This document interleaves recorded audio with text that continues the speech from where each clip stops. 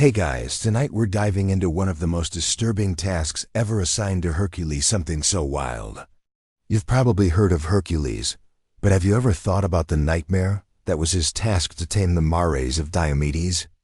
Imagine a herd of horses so savage, they can't even be controlled by the gods themselves. The kind of creatures that make wild stallions look like gentle ponies, and Hercules, well, he's got to not only survive them, but actually take control. No pressure, right?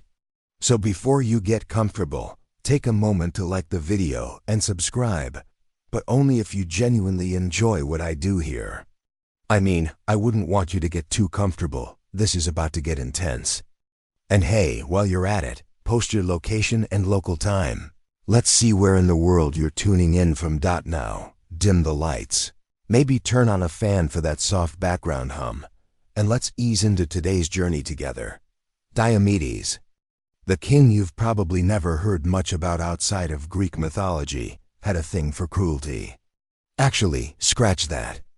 He was basically the prototype for any tyrant that's ever ruled with an iron fist, taking pleasure in watching others suffer. And he had a very peculiar possession, the man-eating mares. These weren't just any horses, no.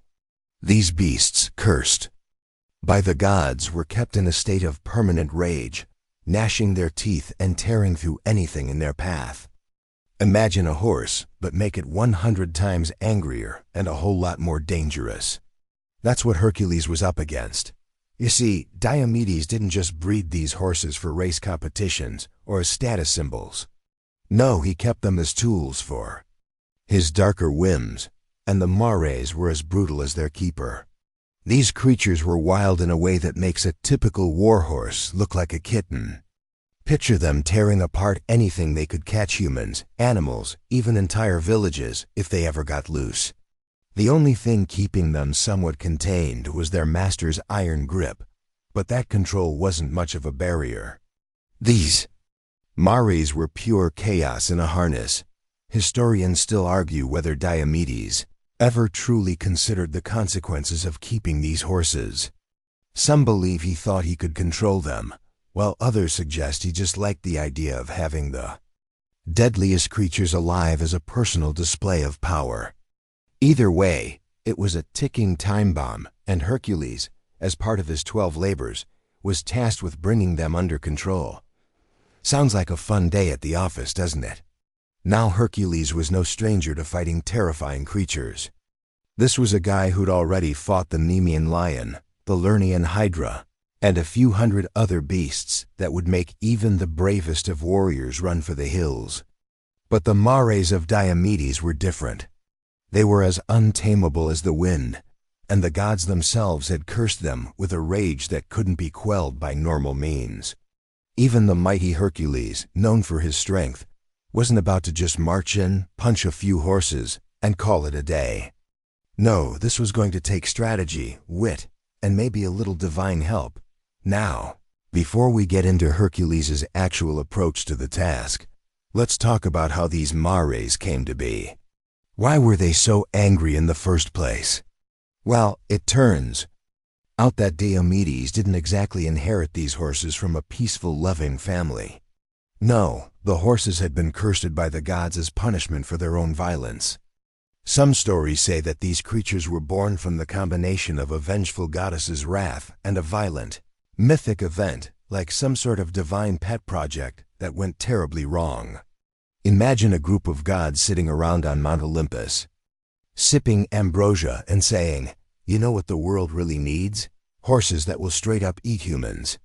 And so, from that divine cruelty, the horses came into existence, cursed to be wild and untamable, feeding on anything they could catch, growing more terrifying with each passing year.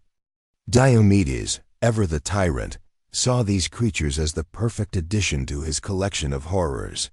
He kept them not only for power, but for the fear they inspired. The idea of owning something that was even more dangerous than your average warlord? Now that's a power move, but let's not forget, these mares weren't just your run-of-the-mill mythical beasts. These were monsters, pure and simple. They were trained, or perhaps trained is the wrong word. They were simply kept in a perpetual state of rage, ready to devour anything they saw as prey. Their appetite was endless. Their thirst for blood was insatiable. And the worst part? They weren't just any horses. These creatures were half beast, half nightmare.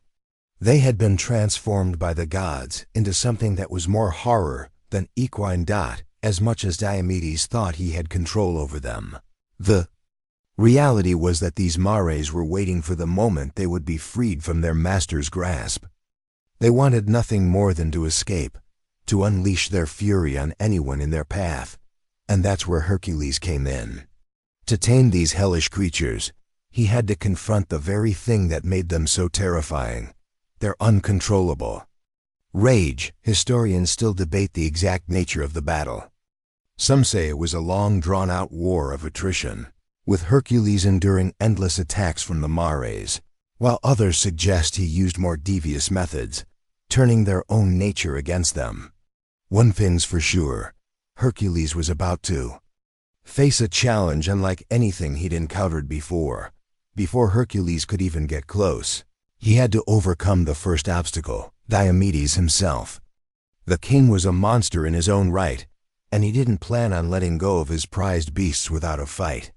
So not only did Hercules have to tame these mares, he had to deal with Diomedes' defenses, his soldiers, and a whole lot of scheming. It wasn't just a fight against the horses. It was a war against an entire kingdom of cruelty. But Hercules was no stranger to impossible odds. And while this was certainly a task that would test him like never before, he was determined to succeed. He wasn't just fighting for glory, but for the chance to do what no one else could, to show that no curse, no matter how dark, could stand against his will. So, with a strategy in mind, Hercules set off to Diomedes' kingdom, fully aware of the task ahead. He would need more than just brute force to subdue these beasts. He would need cunning, patience, and a little bit of divine intervention. Because one thing was certain: taming these nightmarish mares wasn't just about strength. It was about surviving long enough to break their curse. You stand at the edge of the kingdom, your eyes fixed on the distant stables where the mares are kept. The task ahead is impossible. You can almost hear the thunderous pounding of their hooves, the biting fury in their breath, as if they know you're coming. Hercules wasn't just a man. After all, he was a symbol of strength, a walking legend. But even he couldn't do this alone. There's no comforting thought, no easy victory to be had here. The very idea of taming these creatures, this monstrous herd that had been cursed into madness, sends a cold shiver down your spine. But before we get too deep into the battle, let's take a moment to understand the kind of king Diomedes was. The man wasn't just a ruler. He was a tyrant, the kind of king who would laugh at the misery of others, and more than that, he would relish in it. Imagine the worst kind of boss who owns everything but doesn't care about the people who keep it running. That was Diomedes in a nutshell. But it wasn't just his treatment of his people that made him so dangerous. It was his obsession with power, with control. And when you have an obsession that deep, you start making choices that not only affect those around you, but the very world you live in. Take, for instance, the mares themselves. Diomedes didn't just keep them for their might. No, he kept them because they were the embodiment of his cruelty. You could say they were a reflection of his soul, ferocious, untamed, and unforgiving. They were his, and no one could take them from him. Not even Hercules. At least, that's what he thought. As you move closer to the stables, you can hear the guttural growls and frantic hooves kicking at the dirt. These weren't normal horses. They were far beyond that. These mares were creatures of pure rage, birthed from the gods' wrath. There's a myth that says they were bred by the gods as a form of punishment, a twisted experiment. Historians still argue whether these horses were cursed from birth, or whether the curse was placed upon them later as a result of some heinous crime. Some believe it was a divine punishment for a crime of pride, others that they were the physical manifestation of unchecked violence. No matter the story, one thing is certain. These mares were no ordinary horses. They were living nightmares. As you stand there, trying to steady your breath, a wave of realization hits you. These mares are more than just a physical threat. They are a symbol of Diomedes' reign, the embodiment of his tyranny. This task isn't just about subduing a beast. This is about breaking the hold that Diomedes has on his kingdom, on his people, and ultimately, on the gods themselves. The more you think about it, the more you realize that this is a task that goes beyond strength. This is about strategy, psychology, and a deep understanding of the beasts you're about to face. Faced worse before, haven't you? The Nemean lion, the Hydra hell, even the wild boar of Erymanthos. But this is different. These horses are living, breathing embodiments of chaos. The way they charge, the way they tear through anything in their path, the sheer violence of their existence, it's unlike anything you've dealt with before. And you don't know what's worse, the horses themselves or the king who controls them. Historians still argue whether Hercules' task was as straightforward as it seems. Was it simply a matter of brute force? Or did Hercules have to use more than just his physical strength to win the mares over? Some scholars believe Hercules' task was more symbolic, a representation of the struggle against unchecked power. Others say it was a literal battle, one that involved more bloodshed than we can even imagine. Either way, Hercules' success wouldn't come from strength alone, and there it is. There's the heart of the challenge. You can't just charge in like a rampaging bull. That would be your last mistake. Diomedes' mares are too clever for that. They're wild, yes, but they aren't mindless. They know how to fight, how to overpower any would-be master, how to instill fear into anyone foolish enough to try. If you're going to succeed, it's not enough to show them your might. You need to show them your mind. As you approach the stables, you can feel the ground beneath your feet shaking. The mares are getting closer, their rage building with every step you take. There's no turning back now. You take a deep breath and walk into the courtyard, where Diomedes himself is waiting, watching from his perch above the stables, no doubt. Laughing at the thought of you trying to subdue his beasts. You can feel the eyes of the horses on you, their hateful glares piercing through the dark. Each of them is different. Each has its own unique fury, its own twisted personality. But they're united in their one goal, to destroy anything that stands before them.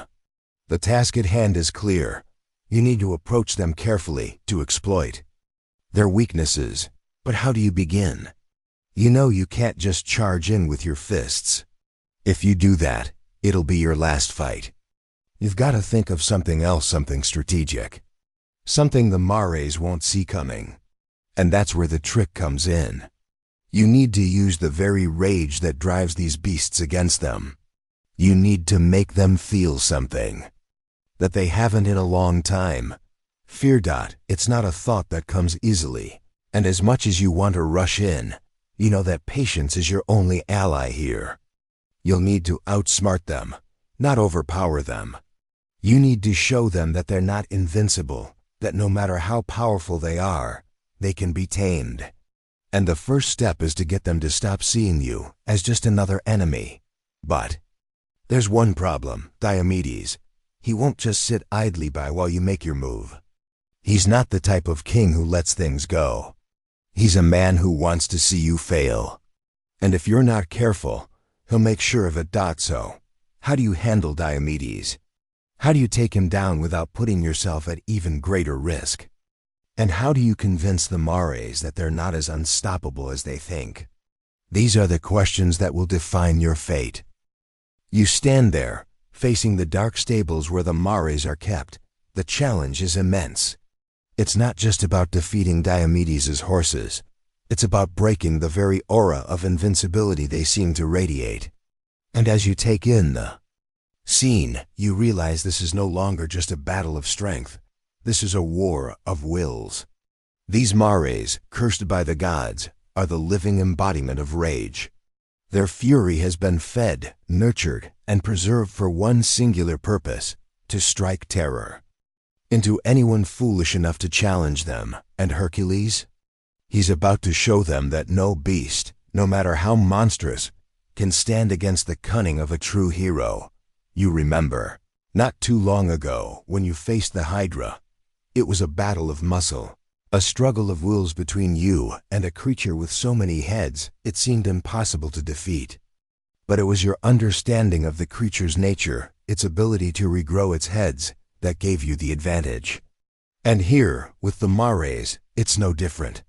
It's not just their strength that makes them dangerous. It's their fury, their inability to be controlled, and their relentless hunger. But that hunger isn't just for food, it's for chaos. They're not just wild animals. They are instruments of destruction, created by the gods to punish those who defy order. And now, here you are, standing before them, knowing that if you make even one wrong move, they will tear you apart.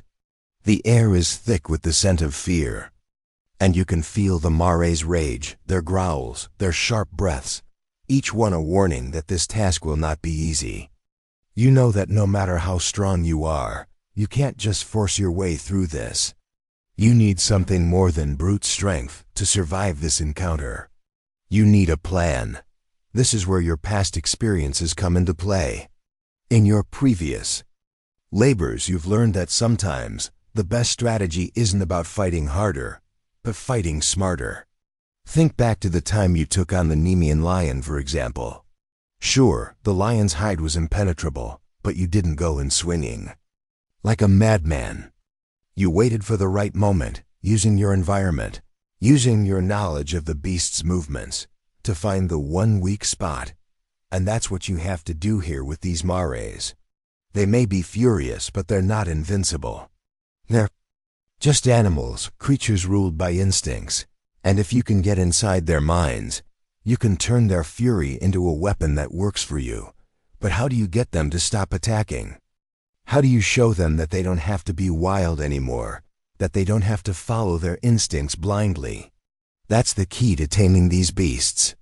You need to make them see that there's a choice, that they don't have to live in a state of perpetual rage. It's a psychological battle as much as a physical one. Historians still argue whether Hercules used brute force or whether he employed some sort of divine tactic to tame the Mares. Some believe it was his overwhelming strength, combined with his God-given abilities, that subdued them. Others suggest that the real victory came when Hercules managed to get inside the horses' minds, to show them that they were more than just mindless creatures of destruction. Some argue that he used divine assistance, while others believe that Hercules was able to outwit them, exploiting their own nature against them. Whatever the case may be, one thing is certain: it was no ordinary fight. Hercules was facing something that required more than just strength. It required wisdom, patience, and a little bit of luck. And luck, it seems, is exactly what you need right now. As you approach the stables, your thoughts race.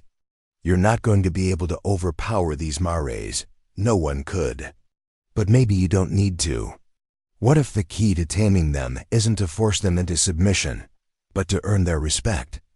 What if, instead of trying to defeat them, you give them a reason to follow you? This might sound crazy, but in a way, it's exactly what you've done with every challenge before. You don't fight them, you outsmart them. You learn their patterns, their weaknesses, and you exploit them. The Mares aren't just animals. They are beings driven by their own needs, their own desires, their own instincts. They're not mindless beasts. They're a reflection of the chaos that Diomedes himself has cultivated. If you can show them that there's another path, one that doesn't involve destruction, you might just succeed. So, how do you begin? The first step is to get close to them, close enough to understand their behavior, close enough to gauge their reactions. You take a deep breath, adjusting your stance, and step into the open. The Mares, who have been circling the stables, stop for a moment, their attention snapping to you. It's a moment of silence, the calm before the storm. And you can feel it. Their rage is palpable, filling the air with an electric charge. This is it. The moment you've been preparing for. You slowly approach, your movements deliberate and measured. The Mares are watching you, their eyes burning with that same fury you've felt since arriving. But you don't react. You don't make a move. Instead, you wait. You let them feel your presence. You let them see that you're not afraid, that you're not here to fight them, but to understand them. They snort and paw at the ground, clearly agitated, but they don't attack. They're waiting, just like you are. And in that moment, you realize something crucial. The Mares aren't just wild, they're scared. Scared of being trapped in this endless cycle of rage. Scared of being controlled. And that fear? It's the key to their taming. As you move closer, you begin to speak not to them, but to the space around you. You speak softly, gently, as if you're trying to calm a frightened animal. And slowly, ever so slowly, the Mares begin to lower their heads. It's a small victory, but a victory nonetheless. Historians still argue over whether Hercules was truly able to tame the Mares, or whether they simply grew tired of the endless violence. Some believe that the Mares, after years of living under Diomedes' rule, saw in Hercules something they hadn't seen in their cruel master, compassion. Others argue that Hercules' strength alone was enough to break their spirit. But what if it was something else? What if the Mares were simply waiting for someone to understand them, to show them there was more to life than violence and destruction? Whatever the truth, one thing is clear. Hercules' victory was more than just physical, it was psychological. He didn't just defeat the Mares, he showed them a different way to live. The Mares, once enraged by the mere thought of a stranger's presence, now stand still. Their fiery eyes still flicker with a burning intensity, but they no longer charge. You've done something remarkable, something that might have seemed impossible just hours before. You've managed to quiet the storm within them, just long enough for the next phase of the task. But you're not out of the woods yet. Not by a long shot. You can feel their presence, every twitch of their bodies, every shift in their weight. Their muscles ripple with potential energy, as if they're constantly ready to explode into action. But for now, they stand still. They're waiting for you to make your next move, but this victory is fragile, like the delicate truce between two warring nations. One wrong move, one sudden shift in the air, and everything could come crashing down. And Diomedes, no doubt, is watching from a distance, probably amused by what he believes to be your futile attempts at taming the beasts. He doesn't know that you've figured out the key to their fury. He doesn't understand that it's not just about fighting back with force, but understanding the very nature of the challenge. You've learned something important today. The Mares aren't just dangerous because of their strength. They are dangerous because of their rage and uncontrollable, raw emotion that has been fostered by years of captivity and abuse. And as much as they have been trained to attack anything that dares approach them, they are also creatures of deep fear. Fear of being trapped forever, fear of never being understood, fear of their existence being defined by violence. But you've shown them a different way. A way to stop. A way to pause, if only for a moment, to reconsider. You don't need to dominate them. You don't need to force them into submission. What you need to do is show them that they are more than just the beasts Diomedes created. They are more than just tools for his power. They can be free. And perhaps, in a way, they are asking for that freedom, even if they don't fully understand how to attain it. Historians still argue whether Hercules had divine help in this task, or if it was sheer determination that gave him the upper hand. Some suggest that the gods, seeing the potential for redemption in the Mares, subtly guided Hercules' actions. Others believe that it was his own mental fortitude, his understanding of the beast's psychology, that allowed him to succeed where others would have failed. Was it the gods who helped him, or was it his own willpower? It's a question that has been debated for centuries, and one that may never have a clear answer. As you move closer, you sense that the Mares are ready to accept you, if only for a moment. Their posture, once tense and combative, has softened. Their heads, which were once held high in defiance, are now lowered, their ears flicking back and forth, listening. For the first time, you feel a connection with them, a moment of understanding that stretches beyond words, beyond physical dominance. You're not here to break them, but to show them that they are not defined by their rage. They are more than that. You extend your hand, your movements slow and measured. The Mares don't move, but their eyes follow every motion. The tension in the air is thick, almost suffocating, but you remain calm. You've come this far. You've earned their trust, at least for now. But just as you're about to make contact, you hear a loud cry from behind you. Diomedes. He's seen enough. His pride won't allow him to let this moment of weakness stand. He's furious, his rage boiling over as he charges toward you. In that moment, you know that things are about to get worse. Diomedes is not a man who will simply sit back and watch. You tame his prized Mares. He's a king, a tyrant, and his ego cannot handle being bested.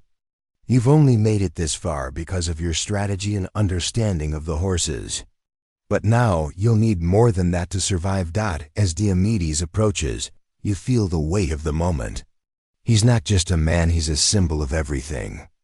These Mares have suffered. The cruelty, the control, the endless violence.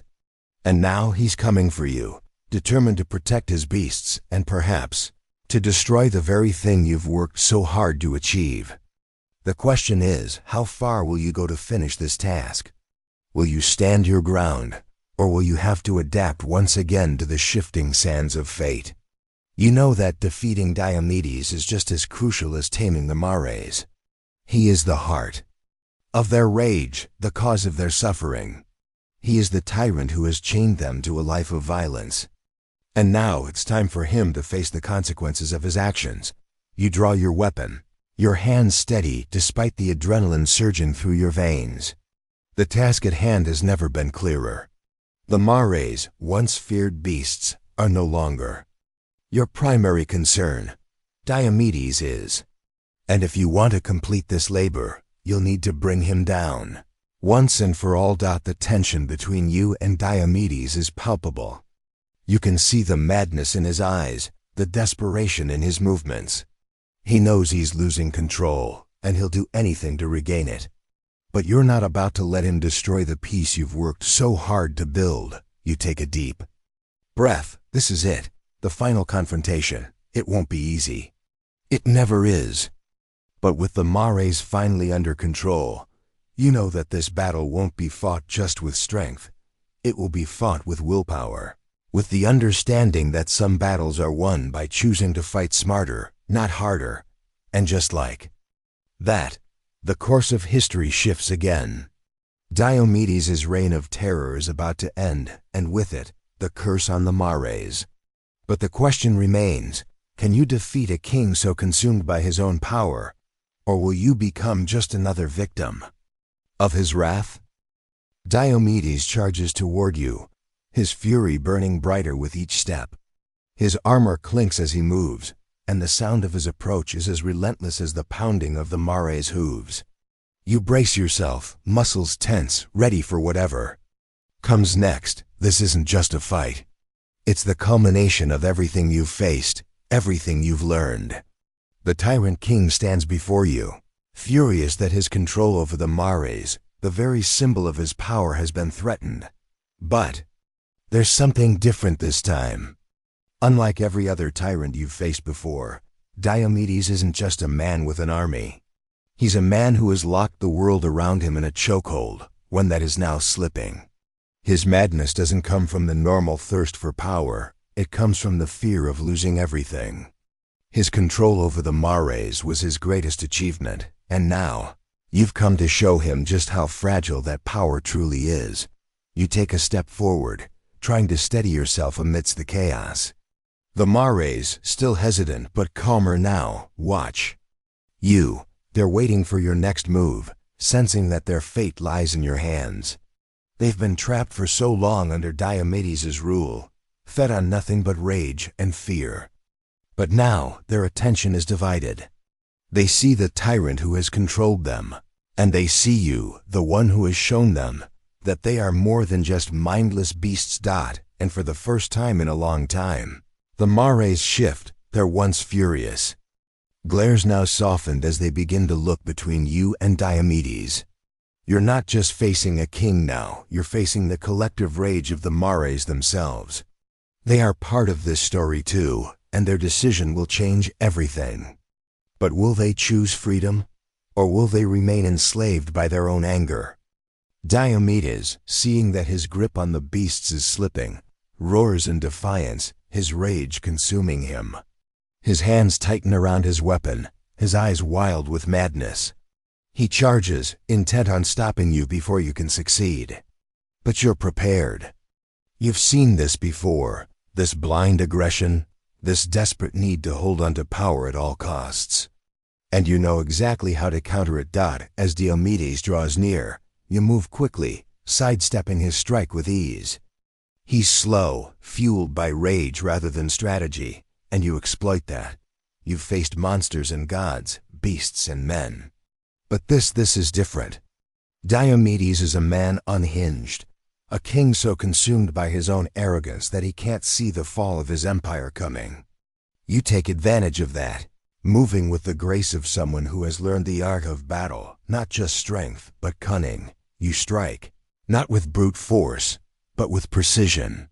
Diomedes stumbles back, the look in his eyes one of disbelief. He never thought it would come to this. He never thought someone like you could bring him down, could outmaneuver him in a way that made his power seem as fragile as a house of cards. The Mares watch, the tension in the air palpable. For a moment, it feels as though time slows, as if everything, the horses, Diomedes, even the gods are holding their breath, waiting to see what happens next. Historians still debate what happened. In that moment of battle, some say Hercules' victory was inevitable, that Diomedes, in all his fury, was always bound to fail. Others suggest that the gods, in their subtle ways, tipped the balance in Hercules' favor, making sure that the outcome would be just. One thing is certain, Diomedes' reign was coming to an end. Whether it was fate, divine intervention, or the sheer will of a hero determined to break the chains of tyranny, the outcome was the same. The tyrant would fall, and the Mares would be free. But this victory, as sweet as it was, wasn't just about defeating Diomedes. It was about breaking the cycle. It was about showing the world that no matter how powerful a king might seem, no matter how terrifying his creatures, there's always a way to break free from the chains that bind you. And in that moment, you realize that this wasn't just a labor for the gods. This was a statement, a declaration that tyranny, in any form, will eventually collapse under the weight of its own cruelty. As Diomedes stumbles back, clutching at the wound you've inflicted, you can feel the weight of the task lifting from your shoulders. The Mares, their eyes no longer filled with rage, turn their attention to you. They see you now not as an enemy, but as a potential ally. And in that quiet moment, the bond between you and these creatures solidifies. The rage that once consumed them now seems like a distant memory. They are no longer prisoners of their own anger, they are free. But the task is not complete. The final step remains. You have defeated the king, but what will happen to the Mares now? What will become of these creatures that have known nothing but violence and fear? You know that simply releasing them into the wild is not an option. They've been corrupted by too much suffering. They need guidance. They need care. They need a new life, and that's where you come in. You, who have faced the impossible and come out victorious. You, who have shown the Mares a path to freedom. It's not enough to simply conquer. You have to offer them a new beginning. You have to show them that they are more than just tools of destruction. You have to teach them how to live without their rage, how to survive without being controlled by their anger, the gods' punishment, the king's cruelty, it has all come to an end. But the real work, the real challenge, is about to begin. How do you teach creatures born of rage and pain how to live in peace? How do you guide them into a world they've never known? The answer, it seems, lies in the heart of every beast you've ever faced. They, too, are capable of change. And you, as always, are there to show them the way. Historians still argue whether the Mares truly became tame after their encounter with Hercules, or whether they eventually reverted to their wild, violent nature. Some suggest that their rage was merely suppressed, waiting for a time when they could once again wreak havoc. Others claim that Hercules, with his wisdom, managed to guide them to a life of peace and tranquility. But the true story, as with many myths, may never be fully understood. As you watch the Mares, you know one thing for certain: the world is changing, and so are they. And so are you. The air around you is thick with the quiet hum of change. The Mares, no longer thrashing and clawing at their cages of rage, begin to shift. Their once wild glares have softened, and their bodies, taut with the tension of a life spent in anger, seem to relax. There's an almost eerie stillness that settles between you and these magnificent, terrifying creatures. It's not that they've been conquered. No, that would be too simple. The task before you isn't one of domination, it's one of transformation. And that's the thing, isn't it? You thought taming the Mares would be the difficult part, that defeating Diomedes, the man behind it all, would be your greatest challenge. But now, as you stand before them, you realize that the real task was never about defeating anyone. It was about breaking the cycle. It was about showing them that there's more to their existence than just violence, more to their lives than rage, more to their future than simply being chained to Diomedes' twisted whims. Historians still debate whether Hercules had any divine assistance in this moment, whether his task was as straightforward as the myths suggest, or whether he faced deeper, more personal struggles as he took on the responsibility of guiding the Mares to a new life. Some believe that Athena, the goddess of wisdom, played a subtle hand, guiding Hercules with her wisdom as he worked to tame the beasts.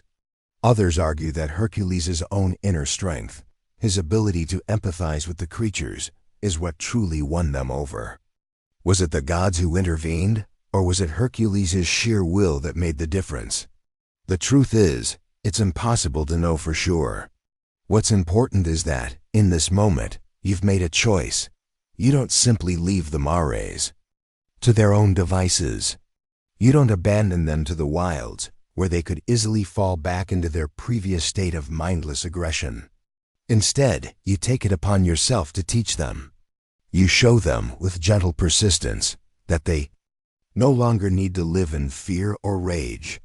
There's a new way to be, a way of peace, of trust, and of connection. It's a slow process. Change never happens overnight, especially not for creatures that have known nothing but violence. But you're patient. You know that real change comes not from force, but from understanding. You've spent your entire life learning how to face challenges head on, and now you must use that same wisdom to teach these once ferocious beasts that they are capable of something greater. It's not easy. There are moments when they test your patience. There are moments when you wonder if they'll ever truly leave behind their violent instincts. But just as you've overcome impossible odds before, you know that this, too, is a battle you can win. You persist, each day gently coaxing them toward a life that isn't defined by anger and destruction. And through it all, you start to see something remarkable happen. The Mares, once untamable, begin to respond to you. Slowly at first, with hesitant steps, they learn to trust. They learn to follow, not out of fear, but out of respect. The bond between you and them grows stronger each day. It's not about controlling them, it's about guiding them, showing them that they can be free of their rage.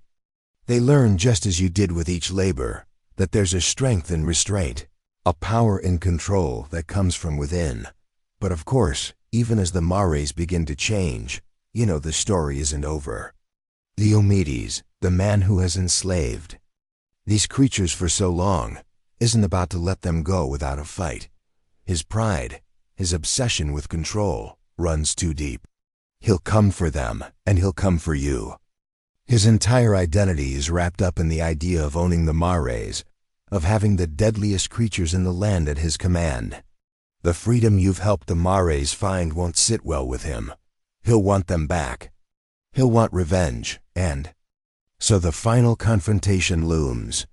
You've defeated Diomedes once before, but now with the mares in tow, the battle will be different. Diomedes is no longer just a tyrant. He's a wounded animal, desperate to regain his lost power. He'll stop at nothing to reclaim his possessions, even if it means burning the world down in the process. And you? You know that to keep the mares safe, to ensure they continue their path toward freedom, you'll have to face him once again. But this time, it's not just a battle of strength. It's a battle of ideas. Diomedes represents everything that the mares have been subjected to. His rage, his cruelty, is the very thing that has trapped them in this never-ending cycle of violence. To defeat him, you'll have to do more than just overpower him. You'll have to break the hold he has over them, once and for all.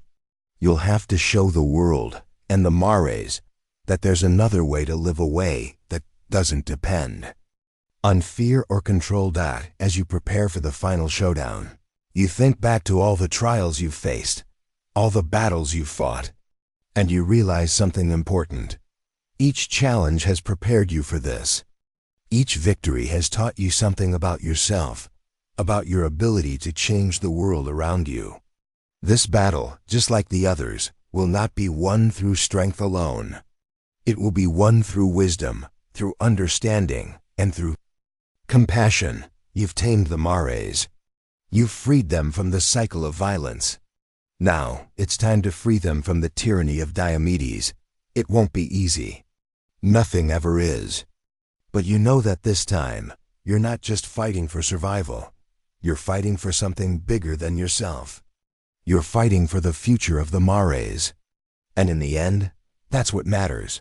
Historians still argue whether Hercules' victory over Diomedes and the mares was a purely physical one, or if it had a deeper meaning, a symbolic weight.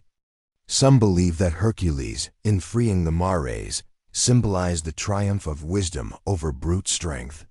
Others suggest that this labor was a reflection of the deeper struggles of the human soul, of fighting against the darkness within and finding a path to redemption. Whatever the interpretation, one thing is clear. This labor, like all the others, changed the course of history. The final confrontation with Diomedes is inevitable. You can feel it in the very air, thick with tension and the scent of dust. The mares, once nothing more than instruments of fear and destruction, now stand beside you, their eyes softer, their bodies calmer. The change in them is undeniable. But as you look toward the horizon, where the silhouette of Diomedes approaches with a small army of his loyal soldiers, you realize that the struggle is far from over. This is no longer just about subduing wild horses. This is about liberating them and yourself from the curse of Diomedes' reign. You know that Diomedes is more than just a king. He is the embodiment of everything these creatures have suffered under. His cruelty has shaped their existence, their very being, and now he's come to reclaim what he believes is his. His obsession with power and control, coupled with the rage that has festered in him for so long, has led to this moment. But what he doesn't understand is that his power is an illusion. It's built on fear, on control, on domination. And those things, while they may last for a time, are always fragile. Fear eventually gives way to defiance. Control eventually slips through the fingers of the tyrant. And as for domination, well, it's a tool that only works when there's someone left to be dominated. Historians still debate the nature of Diomedes' power. Some believe that his reign was fueled by sheer strength, that he was a king who maintained his rule through fear and intimidation alone. Others argue that his real power came from his control over the mares, his ability to wield them as weapons of terror. What no one seems to fully understand, however, is that Diomedes was never truly in control. Not of the mares, not of his kingdom, and certainly not of himself. He had built an empire of cruelty, and in doing so, had created the very thing that would one day undo him. As Diomedes approaches, his soldiers flanking him on either side, you prepare yourself. You've faced armies before, monsters, gods, and kings. But this is different. This time, you're not just fighting for survival. You're fighting for the future of the mares, for the future of a world free from the tyranny that Diomedes represents.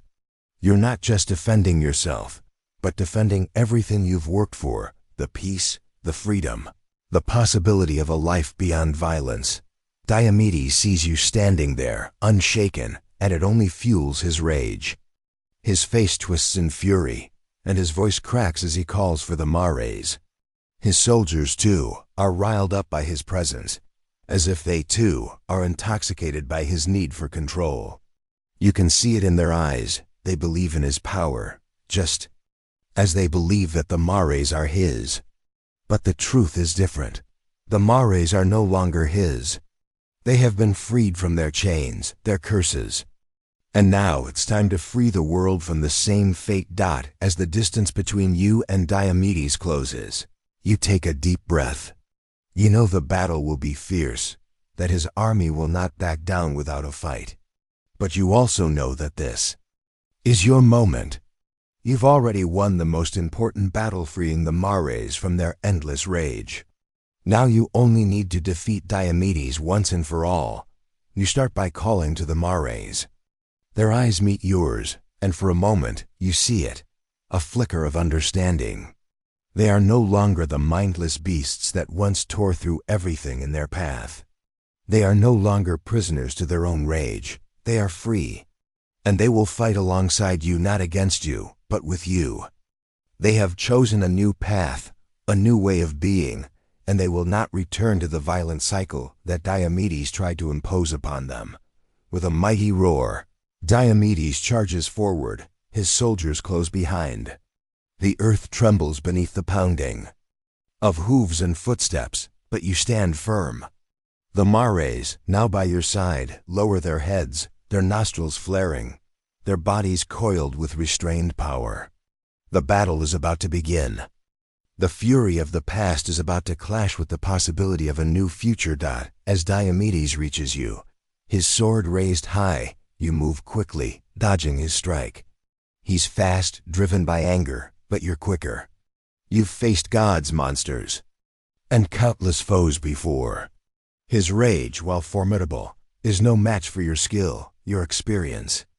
You strike, aiming for his sword arm, and with one swift movement, he stumbles back, surprised by the force of your attack.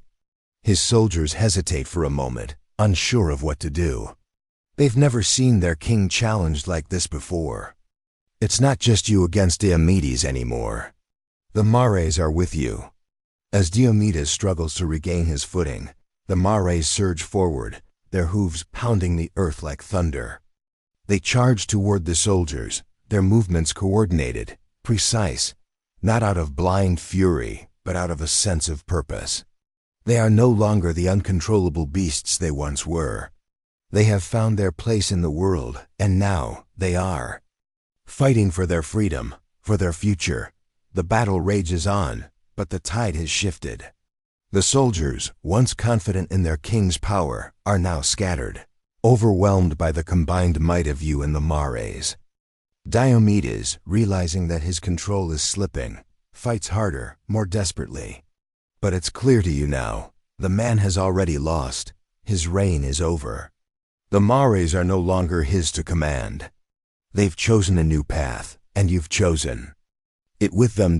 As the battle draws to a close, Diomedes is defeated, his soldiers either fleeing or captured.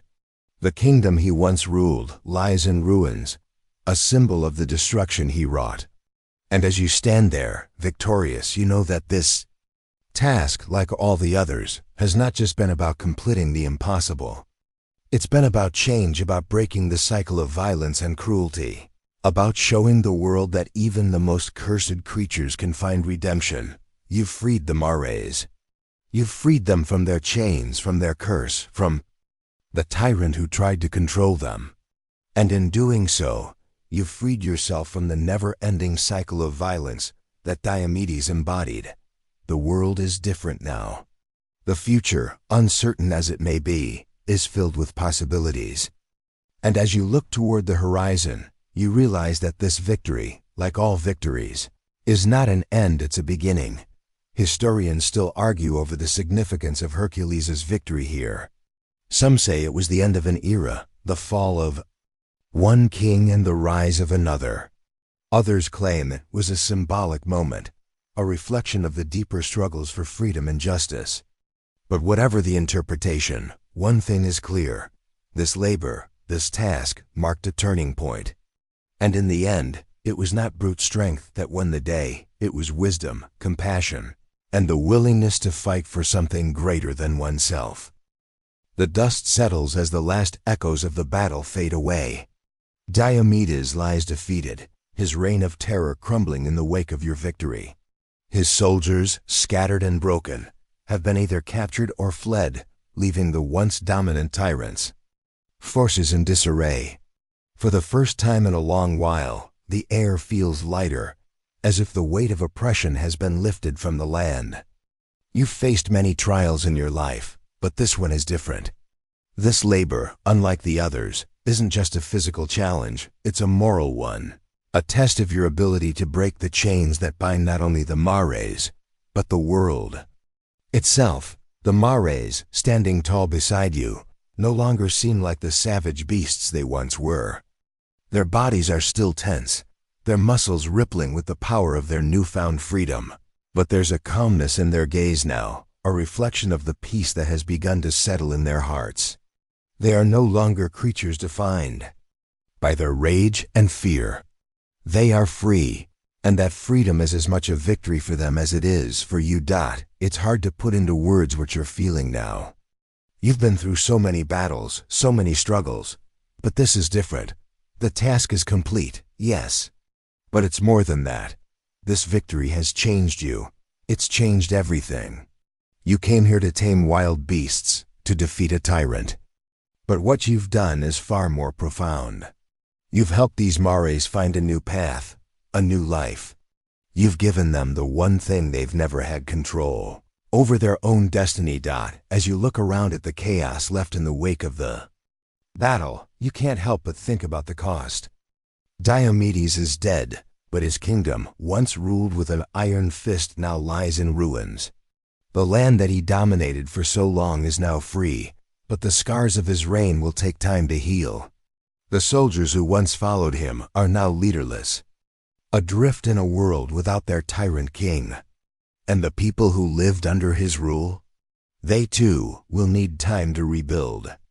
The world is forever changed, and while this victory is significant, the consequences of it are still unfolding. The Mares, now standing at your side, look to you as if they know that the battle isn't over, that there's still work to be done. You've freed them, yes, but the question remains, what will they do now? Will they return to the wild, to the place where they were born? Or will they stay with you, alongside you, as you continue your journey?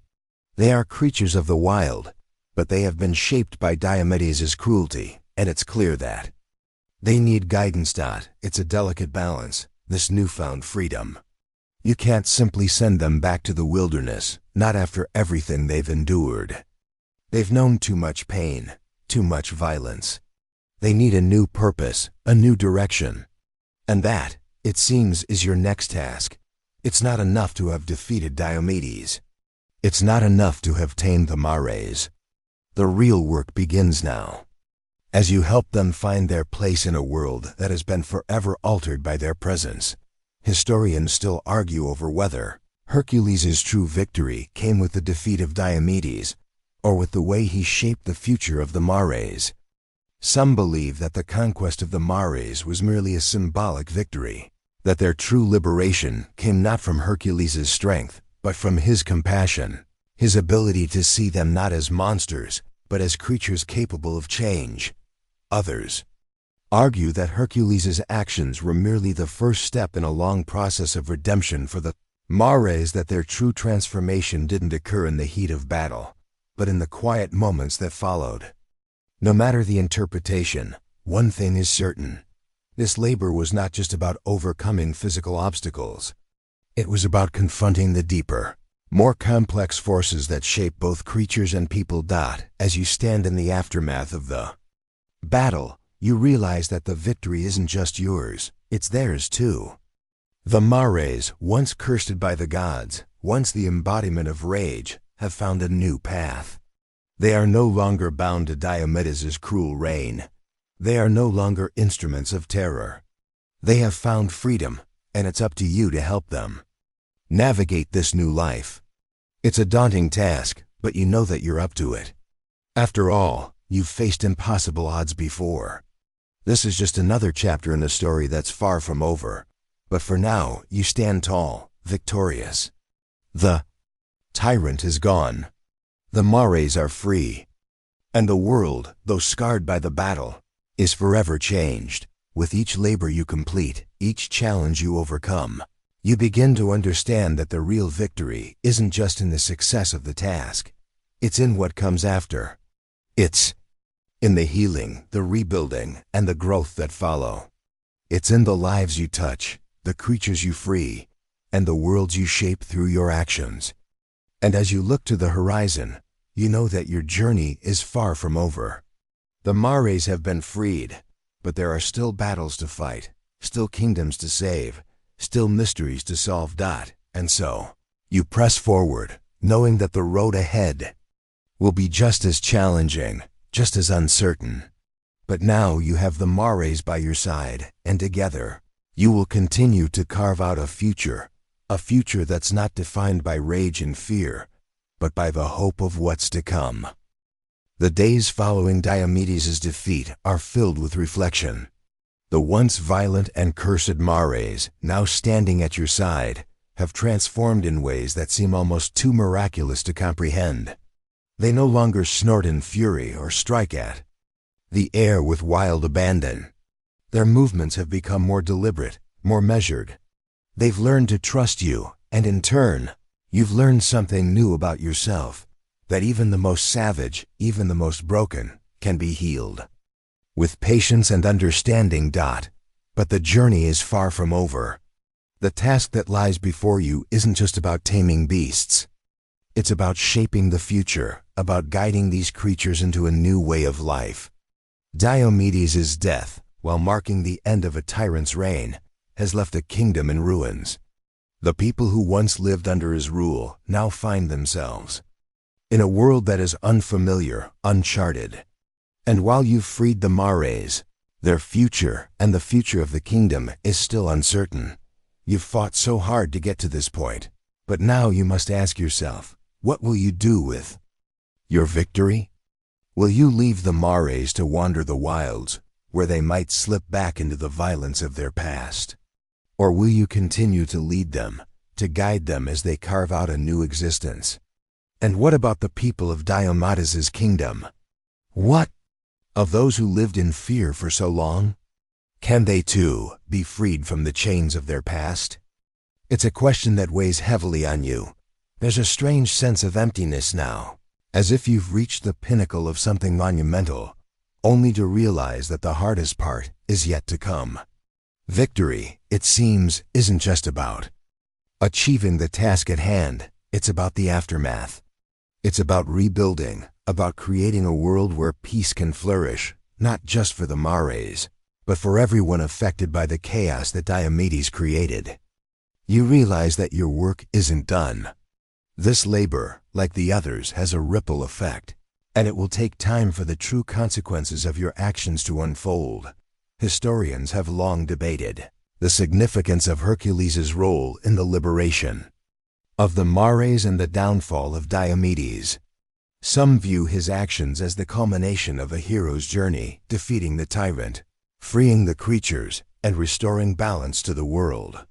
Others, however, argue that the true power of this labor lies not in the external victory, but in the internal change it ignited, in the shift from violence to understanding, from fear to trust. Was Hercules' real challenge about overcoming Diomedes' power, or was it about conquering the rage that had infected the land, infecting even the most innocent of creatures? The question remains a matter of much debate, but one thing is clear: this labor has left its mark on the world, and its effects will ripple through time. As you stand in the midst of the once thriving kingdom, now reduced to a ruin, you can feel the weight of the task ahead. Diomedes is gone, yes, but the world he left behind is still in need of healing. The land is scarred by years of oppression, and the people are unsure of what comes next. What will they do now without their king, without their ruler? How will they rebuild their lives after living under such a tyrant? You know that you cannot leave them in the dust. The battle may be over, but the true work has just begun. And what of the mares? The creatures you once feared, the beasts that seemed beyond redemption, are now looking to you for guidance. They no longer belong to Diomedes, and they no longer belong to the land of destruction. They have chosen a new path, one that leads away from the chaos of the past. But it is up to you to show them that the future is theirs to shape. The burden of leadership weighs heavy, but it is a burden you accept. You have faced trials, overcome obstacles, and defeated monsters, but this is different. This is a chance to build something new, something lasting. The mares, freed from their chains, are a symbol of hope. They represent a new beginning, a future where rage and fear no longer rule. And as you stand there, watching the land around, you slowly begin to heal. You know that your role in this story is far from over. With the mares by your side, you know that you can lead them to a better place, just as you've led them through their darkest moments. And while the people of Diomedes' kingdom may take time to recover from the wounds of the past, you will help guide them toward a brighter future. Together, you and the mares will forge a path of peace, of trust, and of hope. You've freed them. You've freed yourself. Now it's time to help everyone else find their freedom. The world, once full of blood and violence, now stands on the precipice of a new era. The story of the mares, of Diomedes, and of the labor you've completed will be remembered for generations to come, not just as a tale of victory, but as a testament to the power of change. It's a reminder that even the most cursed creatures, even the most corrupt kings, can be redeemed, and that even in the darkest of times, there is always a glimmer of hope. Historians will continue to debate the significance of your actions. But what they cannot deny is that this labor was not just about completing a task. It was about making a difference.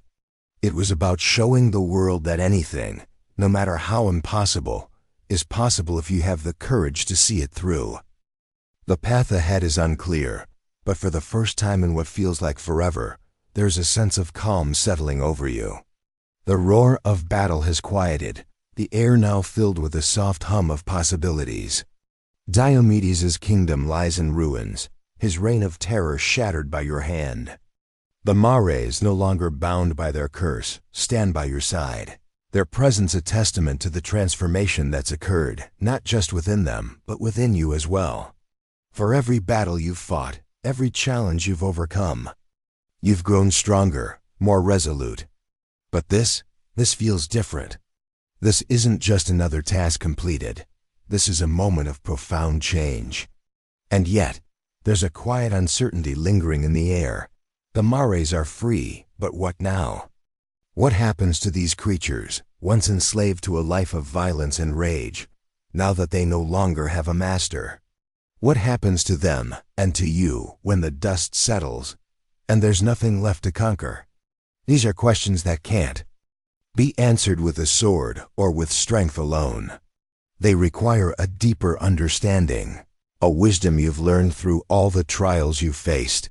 You glance around, taking in the sight of the land, the once thriving kingdom now reduced to rubble. It's a sobering sight, one that reflects the truth of what's been accomplished. Diomedes is gone, yes, but the devastation left in his wake is undeniable. The people who once lived under his rule, the soldiers who fought to protect his kingdom, are now left without direction, without purpose. The world they once knew is gone, and the future, while bright with possibility, is uncertain. For the first time, you feel the weight of leadership in a way you haven't before. You're no longer just a hero completing a task, you're the one who must rebuild. And it's not just the kingdom that needs to be rebuilt. It's the lives of the people, the lives of the Mares, and perhaps most importantly, your own. Historians continue to debate the true meaning of this labor. Some argue that it was a victory not just for Hercules, but for the entire world, an embodiment of strength and wisdom overcoming the cruelty of a tyrant. Others claim that it was a turning point in the cycle of violence, a moment when the balance shifted from domination to liberation. But what they all miss, perhaps, is the deeper lesson embedded within this story, that true strength lies not in brute force, but in the ability to create, to heal, and to nurture. It's easy to defeat a tyrant, to break the chains of oppression, but it's much harder to rebuild what has been destroyed. As you stand there, contemplating the future, you realize that this is what will define you, not the battles you fought, not the enemies you defeated, but the world you leave behind. It's not enough to simply free the Mares. It's not enough to vanquish Diomedes. The true victory lies in what happens next. Can you lead these creatures, these beings born of rage and destruction, into a future that isn't defined by violence? Can you help the people of this broken kingdom rebuild, create something new from the ashes of what was? The task ahead is daunting. There is no simple solution, no easy path forward. But you are not the same person who first embarked on these 12 labors. You have changed. The experiences you've gained, the lessons you've learned, have shaped you into something more than a mere hero. You are a leader now, a guide, a beacon of hope for those who have lost their way. The Mares, once symbols of fury and rage, now look to you with eyes full of trust and something deeper, something akin to gratitude. They are no longer slaves to Diomedes' cruelty. They are no longer bound by their own violent instincts. They are free, yes, but what does freedom mean to creatures who have only known destruction? What will they do now that they are no longer defined by their rage? These are the questions you must answer, the challenges you must face. The Mares are no longer beasts to be tamed. They are companions, beings who have the potential to heal, to change, to grow. But that growth will not come easily. It will require patience, understanding, and most importantly, a willingness to guide them through the very struggles they spent their lives trying to escape. And then there's the kingdom. What will become of the land that Diomedes once ruled with an iron fist? What will become of the people who lived in fear, under the thumb of a tyrant who saw them only as tools for his power? The world has changed, and it will continue to change. But the real question is, will you be part of the healing process, or will you leave the broken pieces behind? Historians still wonder whether Hercules' victory was complete, whether his work was truly finished after Diomedes' fall. Some believe that Hercules, in defeating the tyrant, has done all that is required of him, that this labor, like all the others, is simply a matter of completing a task and moving on. Others argue that the true labor, the real challenge, comes not in the fighting, but in the rebuilding. The battle is won, but the war for peace, for a future that isn't defined by fear, has only just begun. As you walk away from the battlefield, the Mares following you, you realize that the future is not something to be conquered. It is something to be shaped, something to be nurtured. And that is the true test, the true labor. It is not the challenge of taming the beasts, nor is it the victory over a tyrant. It is the challenge of healing a world broken by violence and cruelty. It is the challenge of leading others, not through force, but through compassion, through patience, through understanding. The real work begins now. The days following Diomedes' fall are strangely quiet. The land, once echoing with the sounds of battle and cruelty, now seems suspended in time, as if holding its breath in the wake of what has transpired. You walk through the remains of the kingdom, your footsteps heavy with the weight of responsibility. Diomedes is gone, his reign ended by your hand, but the silence in the air is a reminder that there is much work to be done. The Mares, now following you with an almost reverent trust, have begun to adapt to their newfound freedom. But freedom, as you've come to understand, is not a gift without its own challenges. The Mares, once bound by their rage, are now confronted with the vast expanse of possibilities before them. No longer defined by their anger, they are free but free to do what? Their rage, though diminished, has been their driving force for so long that the absence of it leaves a strange void in their spirits. They are no longer the creatures of destruction they once were, but what are they now? As you walk alongside them, your thoughts turn inward. You've freed them from their chains, from the curse that Diomedes had placed upon them. But the task isn't over. True freedom is a journey, not an event.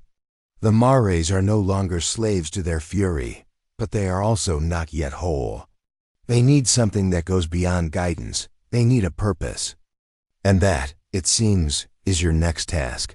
Historians have long debated what happened to the Mares after their defeat of Diomedes, some speculating that they returned to the wilds, while others suggest that they remained under Hercules' care, serving as symbols of redemption. There is an ongoing discussion over whether they ever truly let go of their violent nature, or whether their taming was simply a temporary measure, waiting to break loose once again. Did they become peaceful, docile creatures, or did they remain creatures of chaos, merely held back by their own will? The truth remains elusive, much like the true nature of their curse. But one thing is certain, you have done something remarkable. By freeing them from Diomedes' hold, something that cannot be undone. But now you must ask yourself, what next? As you stand among the Mares, their once fiery glares now soft, their bodies no longer trembling with the anticipation of violence, you feel a connection, something that goes beyond heroism, beyond conquest. They look to you as their guide, as their protector, but more than that, they look to you for meaning. It's an enormous weight. The task you once thought was simply about defeating Diomedes has evolved into something far greater. You've taken on a new role, a role that involves nurturing, guiding, and helping the Mares rediscover their place in the world. This isn't just about freeing them from their physical chains. It's about freeing them from the psychological scars of their past. You cannot simply let them go back into the wild, hoping that the same instincts that once drove them to destruction will not resurface. The world they've known is gone, and now they must learn to live without it, and so must you. You too are a part of this new world, a world that is no longer shaped by the fear and violence that Diomedes cultivated. You have to learn, just as they do, how to survive in a world without constant conflict. It's a daunting thought. As much as you've fought for peace, you know that peace doesn't come easily. It is built slowly, with effort, with understanding. It's not a destination, it's a journey. And this journey is one you must walk, not just for the Mares, but for yourself, too. The people of the kingdom are in much the same situation. They have lived under Diomedes' rule for so long that they too must learn what it means to be free. They must come to terms with their past and figure out how to move forward in a world without the tyrant who controlled them. You've freed the Mares, yes, but now you must help them, too, to find their footing in a world that is suddenly full of possibilities. The people here, though, will need time. Time to heal from the wounds of oppression. Time to rebuild what was lost. You stand there, surveying the broken kingdom, and realize that there is more to this labor than just liberating the Mares. It's about rebuilding trust, rebuilding lives, and rebuilding a world that has been broken by a man who sought nothing but control. It's about finding a new way to live, one where compassion and understanding take precedence over fear and power. Historians still wonder about Hercules' true motivations throughout his labors. Was he simply completing the tasks assigned to him, or was there a deeper purpose at play? Some believe that Hercules' true greatness lies in his ability to endure, to persist through unimaginable hardship. Others claim that his real triumph was not in the tasks themselves, but in the way he transformed the world around him, using his strength not just for conquest but for healing. This labor, the freeing of the Mares, could very well be the most important of all his tasks, not because of the battle, but because of the aftermath. The true test lies in the healing, in the rebuilding of what has been lost. As you turn to face the Mares, their eyes fixed on you, you feel a sense of purpose solidifying within you. They are more than just the creatures you tamed. They are symbols of a new beginning, of redemption, of the possibility of change. And with that comes responsibility. You can't just free them and walk away. You must guide them, just as you must guide yourself, just as you must guide the people of the kingdom. There is no more running. The battles have been fought. Now it's time for the work that truly matters, the work of creation, of healing, and of leading others toward a future that is not defined by the wounds of the past. The Mares are no longer prisoners of their own rage, but now they are at a crossroads, and so are you. The future is not set. It is still in the making. And together, you and the Mares must find your way forward. The sun begins to dip below the horizon, casting a soft golden light over the barren fields of what was once Diomedes' kingdom. The land is scarred, the remnants of a brutal reign now a silent witness to the battles fought and won. But amidst the ruins, something new is stirring. The Mares, once defined by their fury and fear, now move with a quiet grace beside you. They no longer charge without reason, no longer strike out at the world in blind rage. There's a calmness in the air, a moment of reflection. The dust of battle has settled, and now you find yourself facing the harder task ahead, helping them and yourself find a new path in a world that's not yet ready for peace. As you walk alongside the Mares, your mind wanders back to the beginning of this journey.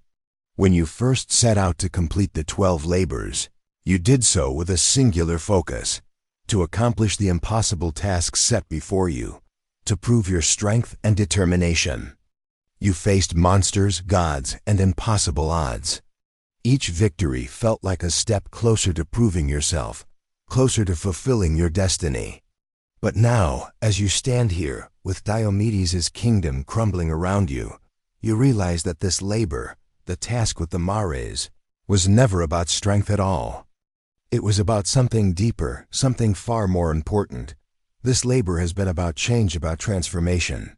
Not just the transformation of the Mares, or even the kingdom, but of yourself.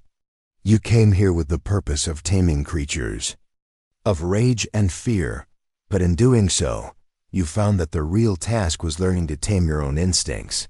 You've faced down impossible odds and defeated tyrants, but this task has made you confront your own capacity for violence, for destruction. It's made you question whether strength is the answer to everything, whether conquering and controlling is always the best solution. The Mares have been freed from their chains, but they are also free to shape their future. It's a freedom that is as daunting as it is liberating. They have no master now, no Diomedes to keep them tethered to a life of violence. But what will they choose? They have tasted freedom, yes, but freedom comes with responsibility, with choices. They could easily return to the wild, to the chaos that once defined them. But you know that there's something different about them now. They have the potential to change, to become more than just creatures of rage. But that change will take time, and it will take patience. And you? You are no different. You have always been defined by your strength, your ability to overcome. But now you face the greater challenge. What do you do when the battle is over? What do you do when the fighting stops, and you must face the consequences of your actions? How do you move forward when the world is not just about defeating your enemies, but about helping others rebuild their lives? The people of the kingdom are now at a crossroads, just as the Mares are. They have lived under Diomedes' cruel rule for so long that they too must find a new way to live. What do they do now that their king is dead? What happens to a people who have known only fear and oppression? The land is in ruins, and there's no easy solution. The work ahead will be difficult, but it is necessary. You can't just leave them to rebuild on their own. They need guidance just as the Mares do. They need someone who can lead them, not through force, but through wisdom and compassion. And that is where you come in. You are not just the hero who defeated Diomedes. You are the one who must help heal this broken land. You've fought countless battles, but the true victory is not in defeating a king or taming a beast. It's in the rebuilding, in the restoration of hope. The Mares may have been freed from their curse, but now they need a place in this world. The people may have been freed from their tyrant, but now they need a new path, a new purpose. And you, though you are no longer a mere hero, must lead them forward. Historians still debate whether Hercules' true greatness lies in his ability to conquer or in his ability to guide others through the aftermath of war. Some argue that his greatest triumph was in defeating Diomedes and taming the Mares, while others suggest that it was in the way he helped the world heal from the scars of battle. The truth, perhaps, is that both are true. Hercules' strength lies not just in his ability to overcome, but in his ability to transform, to shape the future from the ashes of the past. As you look out over the kingdom, you can feel the weight of the responsibility that lies ahead. The battle is over, but the work has only just begun. The Mares stand with you, no longer wild, no longer slaves to their rage. They have been freed, but they need your help to find their place in this world. The people of the kingdom, too, need your guidance. And you need to learn, just as they do, what it means to lead with compassion, to lead with wisdom, not just strength. The future is uncertain, but it is filled with possibility. And as you move forward, step by step, you realize that you are no longer just the hero of the 12 labors. You are a leader now, a guide for those who seek a better life, a better world. It won't be easy, but it's a challenge you must face. And for the first time, you are ready not just to conquer, but to create. The Mares, once creatures of destruction, now stand beside you as a symbol of redemption, of the possibility of change. And as you look toward the future, you know that your journey is not yet over. The battles may have been fought, but the real work, the work of rebuilding, of healing, has just begun. And in that work, you will find your greatest triumph. As the days pass, the landscape begins to transform in subtle ways. The once barren fields, scorched by the flames of Diomedes' reign, now show the first signs of life. The soil, though hardened by years of cruelty, starts to soften, as if in response to the wind that now carries a different kind of whisper, one of renewal. You walk through the remains of Diomedes' kingdom, your footsteps slower now, more deliberate. It's hard to believe that this was the place where so much pain and suffering had been inflicted. But the ruins speak not only of destruction, they also tell a story of what can emerge from the ashes of tyranny. The Mares are by your side, their movements still cautious, but now filled with a sense of purpose. They no longer charge into the world with unrestrained anger, but walk alongside you, their steps more measured. It's clear that they've changed, just as you have. But while they have learned to trust you, to follow your lead, they are still uncertain about their place in this world. They have been freed, yes, but that freedom brings with it an immense responsibility, both for them and for you. You know that the Mares cannot simply be left to wander the wilds, as much as they might crave the freedom to roam. Their fury may have been quelled, but their instincts remain, and in a world that has been so shaped by violence, it is dangerous to leave them without direction. They need purpose, and they need guidance, just as the people of Diomedes' kingdom do. What is a world without purpose, without a guiding hand to help navigate the complexities of peace? Without structure, without goals, how long can anyone or any creature truly remain free? Your task has evolved. It's no longer about taming the mares, about defeating Diomedes, or about completing a labor. Those things are done. This is about creating something new from what has been broken.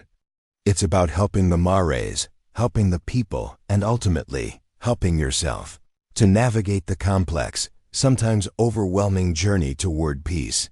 The people of Diomedes' kingdom are still reeling from the aftermath of their long reign under the tyrant's thumb.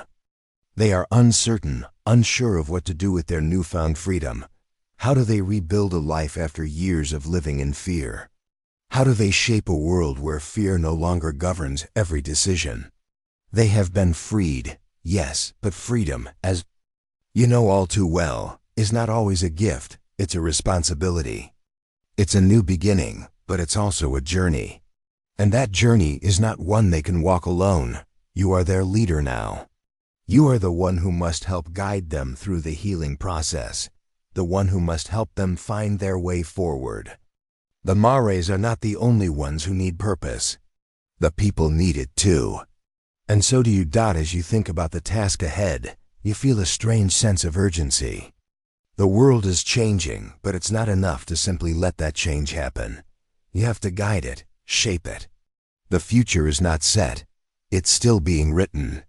And you have the power to write it, to shape it into something better than the world that came before. You have to be the one to show the people of this kingdom and the mares that a new path is possible, that they don't have to live in the shadow of fear and cruelty anymore. But what does that path look like? How do you lead a kingdom of people who have known nothing but oppression? How do you teach the mares that their freedom is not just a gift, but a way of life, a new way of life that they must actively choose every day? These are questions without easy answers, but you are no stranger to hard questions. You've faced the impossible before. You've conquered monsters, defeated kings, and tamed beasts. But now, the true challenge lies in vanquishing an enemy, but in building something better, a future, where fear no longer controls the actions of creatures and men alike. Historians still debate whether Hercules' true greatness lies in his physical victories or his ability to inspire change. Some claim that his strength and bravery in battle made him a hero. Others argue that it was his role as a guide and leader, his ability to help others see the possibility of redemption and peace, that defined him. What is certain is that Hercules' victory over Diomedes and the taming of the mares was just the beginning. The real work, the real test of his strength and wisdom, would come after the battle, the work of rebuilding, of healing, of creating a world that was no longer defined by rage and cruelty. You know now that this is the true test. The battle is over, but the war for peace, for freedom, for redemption has just begun. You must walk this path with the mares, with the people, with yourself, every step of the way. And though the road ahead is uncertain, though the challenges are great, you are not alone. The mares stand with you, and so do the people of Diomedes' kingdom. Together, you will rebuild, one day at a time. Together, you will shape the future. And as you look toward the horizon, you feel something stirring deep within you, a sense of purpose, of direction. The future is uncertain, but for the first time in your life, you are ready to face it. You are ready to lead. The battle was won, but the true work has just begun. Days blend into weeks as the true work of rebuilding begins. The initial euphoria of victory, of defeating Diomedes and freeing the mares, has given way to a quiet, sometimes heavy, realization. Peace is not a gift that can be easily embraced. It is a challenge, a commitment, a daily choice that must be made, not just once, but every moment. The kingdom is a landscape of broken stones and memories of fear, but in the aftermath, something new is beginning to take root. And just as you've witnessed the mares begin to transform, so too must the land and the people begin their own journey of healing. The mares, once ferocious creatures of battle and rage, now wander the open fields alongside you, no longer wild but not yet domesticated. Their eyes, once blazing with fury, have softened, though their spirits still carry the remnants of their violent past. They have tasted freedom, but the question remains, how do they live now? How do they shape their newfound existence, free from the chains of both Diomedes and their own instincts? You too are faced with the same question. As a hero who has conquered so much, you have now been tasked with something infinitely more difficult: to nurture, to guide, and to show the way forward. The true challenge of leadership isn't about defeating an enemy, it's about helping those you've liberated understand the responsibility of that freedom. The mares aren't the only ones who need guidance. The people of the kingdom, too, have been freed, but freedom isn't something you can simply give. It's something that must be learned, that must be earned. And that's where you come in. You've built a reputation, a legacy as a warrior, a conqueror, a hero. But this next part of your journey will demand a different kind of strength. It's no longer about slaying beasts or defeating tyrants. It's about mending the cracks in a broken world, one piece at a time. The people of Diomedes' kingdom have known nothing but fear, oppression, and survival. For so long, they've lived under the shadow of a king who ruled with terror. They have seen the destruction of their homes, the violence of their everyday lives. But now they are free, and they must learn to live in that freedom. They must unlearn the cycles of violence and fear, and rebuild not just their homes, but their hearts. The task before you is monumental. There's no grand battle to fight, no enemy to vanquish.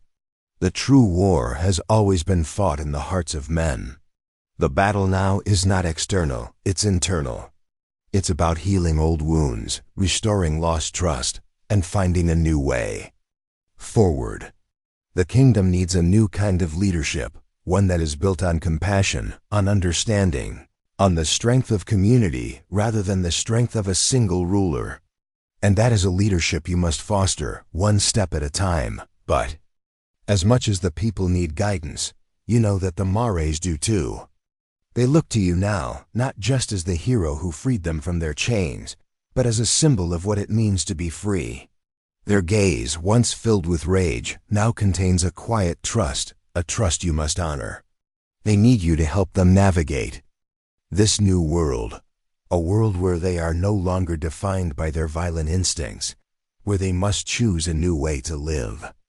They are not just animals, they are beings capable of redemption, capable of change. And it is up to you to show them that their future does not have to be one of violence. Historians continue to debate the significance of Hercules' labors. Was he simply a hero fulfilling the impossible tasks set before him, or was there a deeper, more lasting impact in his journey? Some argue that his true greatness lies not in the battles he fought, but in the world he helped create afterward. Was his victory over Diomedes truly about defeating a tyrant, or was it a turning point for the land and the creatures who lived in it? One thing is certain: the future is not written in the pages of heroic deeds, but in the quiet work of rebuilding, of guiding, and of creating something lasting. And that is the legacy you must leave behind. You are no longer just a hero. You are a leader in a world that has been shaped by violence, but is now yearning for peace. The road ahead is long, filled with uncertainties and challenges, but it is a road that must be walked. The mares, the people of the kingdom, and you, all of you, must walk it together. And it is a road that requires patience, understanding, and above all, compassion. The kingdom, though broken, is filled with potential. The people are ready for a new beginning, but they cannot walk this road alone. You must help them find their way forward. The mares, though freed, still need guidance. You must show them how to live in this new world, how to embrace their freedom without returning to their violent past. The true work of leadership lies not in what you've conquered, but but in what you help others build. As you walk through the kingdom, your footsteps are no longer the footsteps of a conqueror. They are the footsteps of someone who understands that the real battle is fought in the hearts of those you lead. The true test of a hero is not in how many battles they win, but in how they help others find their path to peace. With each step, you feel the weight of responsibility, but you also feel the hope that comes with it. The kingdom is no longer a place of fear and oppression. The Mares are no longer creatures of rage.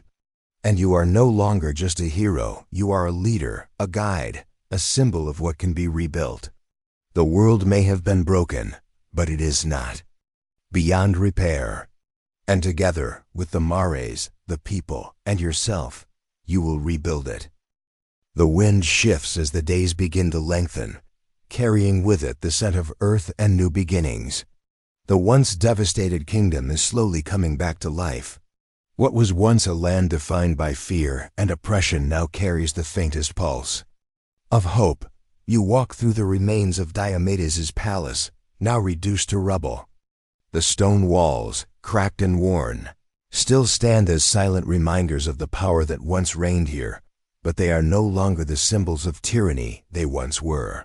They are simply relics of the past, reminders that, no matter how strong an empire may seem, it is always vulnerable to the forces of change. You stand there, at the center of what was once the heart of Diomedes' kingdom. The Mares, now walking calmly at your side, are a testament to the transformation that has taken place. They are no longer the beasts of rage and destruction they once were. They are free, and though their past is still a shadow they carry with them, they have chosen a new path. They walk with purpose now, and for the first time, you feel that they are not just following you, they are walking alongside you, as partners in the journey ahead. The people of the kingdom, though still uncertain of what their future holds, are slowly beginning to rebuild. Their once broken hearts are now filled with the possibility of a new world, a world that no longer revolves around the whims of a tyrant, but around the ideals of freedom, trust, and cooperation. They've seen the destruction that can come from unchecked power, and they have felt the devastation of living under Diomedes' reign. But now they are free to build something better. They are free to define their future, but the work is far from over. The challenge now is not to defeat an enemy or complete an impossible task. The challenge is in the quiet work of restoration. The challenge is in showing the people that the future they have inherited is theirs to shape, not with violence, not with fear, but with compassion and collaboration. The challenge is in teaching them that the true strength of a kingdom lies not in the walls that surround it, but in the hearts of those who live within it. And that is the lesson that you, the Mares, and the people must learn together. You've learned much on this journey about the nature of power, about what it means to be a leader, about the balance between strength and wisdom. And while you've tamed the Mares and freed the kingdom, you realize that the greatest test lies ahead. The world you now walk in is no longer a place of conquest and battle. It is a place of rebuilding, a place of hope, but also a place of uncertainty. What will the future hold for the Mares? Will they continue to grow, to change, or will their past eventually catch up with them? What will the people of the kingdom do now that they are free? Will they learn from the mistakes of their past, or will they fall back into old habits? You don't have all the answers, but what you do have is the ability to guide, to lead, to help the Mares and the people find their way forward. The real strength lies in that, no longer in defeating enemies or conquering kingdoms, but in creating a future where peace, trust, and mutual understanding are the foundations upon which everything is built. You've seen the destruction of what happens when power is abused. You've seen the devastation of what occurs when people are ruled by fear. And now you will show them the path to a better future, a future where strength is measured not by the ability to control, but by the ability to uplift. Historians still wonder whether Hercules' labors were truly complete after the fall of Diomedes.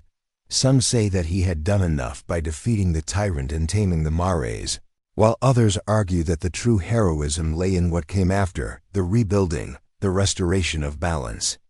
The truth is, the labors were never just about completing impossible tasks. They were about creating a legacy that was not defined by conquest, but by the ability to heal, to transform, and to inspire change. As you stand there, watching, the Mares graze peacefully under the trees, and the people begin to rebuild their homes. You feel a quiet sense of satisfaction. The kingdom is no longer a place of fear. The Mares are no longer creatures of rage. You've freed them both, but the real victory is in what they and you do with that freedom. This world is not perfect, but it is a world full of possibility. It is a world full of people and creatures who now have the power to shape their destiny. And you, the once conqueror, now stand not as a ruler of lands or people, but as a guide, a shepherd leading them toward a brighter future. The winds change again, this time carrying with it the unmistakable sound of new beginnings, the sound of the kingdom rebuilding, the sound of the Mares running free, and the sound of your own heart, steady and strong, as it beats in rhythm with the future you have helped create. You have led the way. Now it's up to the kingdom and the Mares to take the next step. And you know, with certainty, that this is only the beginning. As the sun sets behind the horizon, casting the kingdom in the soft glow of twilight, a quiet peace settles over the land. The winds that once carried the scent of destruction now whisper of new beginnings, of possibilities waiting to unfold. The work that lay before you is not the stuff of epic battles, not the stuff of grand, dramatic victories, but the quiet, steady work of rebuilding. And in that rebuilding, something truly remarkable is happening. The Mares, once symbols of destruction, now walk beside you as partners in this journey. They have found a new path, not one defined by rage and fear, but by trust, by connection. They are not merely beasts to be tamed anymore. They are creatures with their own strength, their own purpose, and they are finding their place in this world, just as you are. They are no longer defined by their violent past. They are free, not just in body, but in spirit.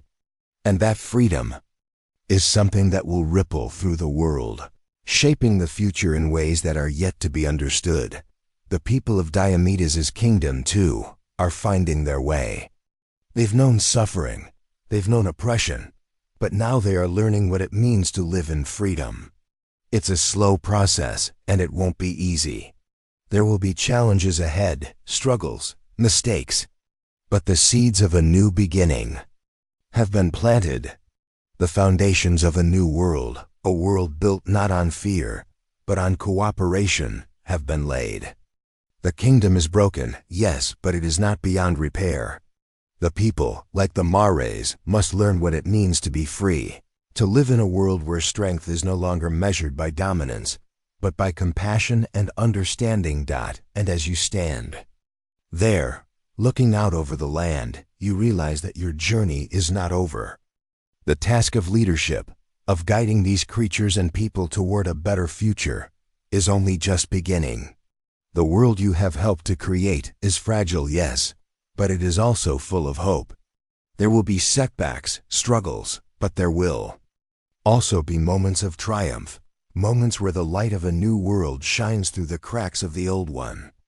It's not about perfection. It's about progress. It's about showing the world that change is possible, that even the most broken things can be rebuilt, given enough time and care. So, as the stars begin to twinkle above, as the night settles in and the soft hum of the world at rest fills the air, you take a deep breath and close your eyes for a moment. There is peace now, a peace that you fought for, that you've earned. But you know that peace, like everything else, is not a permanent state. It must be protected, nurtured, and fought for every single day. And that, more than anything else, is what you are ready for. Not to conquer, not to defeat, but to guide, to teach, to build. And as the sound of the Mares' hooves echo gently behind you, As the people work together to rebuild their lives, you know that this long journey has not only freed them, but it has freed you too.